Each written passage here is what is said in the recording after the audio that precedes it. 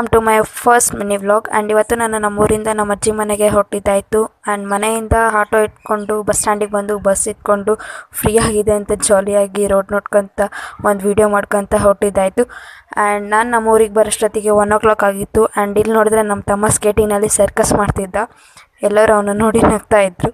And ನನ್ನ ಕೈ ಇಟ್ಕೊಂಡಾದರೂ balance ಮಾಡೋ ಅಂತ ನನ್ನ ಕೈ ಆದರೂ ಕೊಟ್ಟಿದ್ದಾಯಿತು.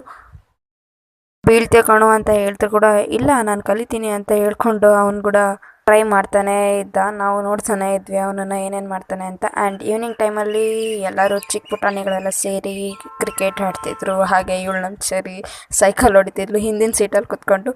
ಆ್ಯಂಡ್ ಎಲ್ಲರೂ ಜಾಲಿಯಾಗಿ ಕ್ರಿಕೆಟ್ ಆಡ್ತಿದ್ವಿ. ಆ್ಯಂಡ್ ಸರಿಯಾಗಿ ಟೈಮಲ್ಲಿ ಬೋಲ್ಡ್ ಕೂಡ ಆಯಿತು. ಅದಕ್ಕೆ ಎಲ್ಲರೂ ವಾದ ಮಾಡಿಕೊಂಡು ಬೋಲ್ಡ್ ಆಗಿಲ್ಲ ಆಗಿಲ್ಲ ಆಗಿಲ್ಲ ಅಂತ ಹೇಳ್ತಾನೆ ಇದ್ರು. ಹಾಗೆ ನಾನು ಅದರದ್ದೊಂದು ಸಣ್ಣ ಕ್ಲಿಪ್ನ ತಗೊಂಡೆ.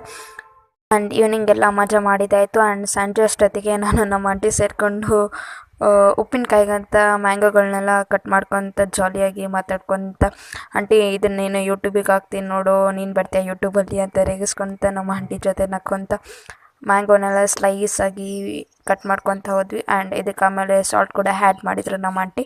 ಅದ್ರದ್ದೊಂದು ವೀಡಿಯೋ ಕೂಡ ಮಾಡಿಕೊಂಡೆ. ಆ್ಯಂಡ್ ಇದನ್ನು ಜಬರ್ದಸ್ತಾಗಿ ಮೇಲೆ ಕೆಳಗಡೆ ಮಾಡಿದ್ದು ಕೂಡ ಆಯಿತು.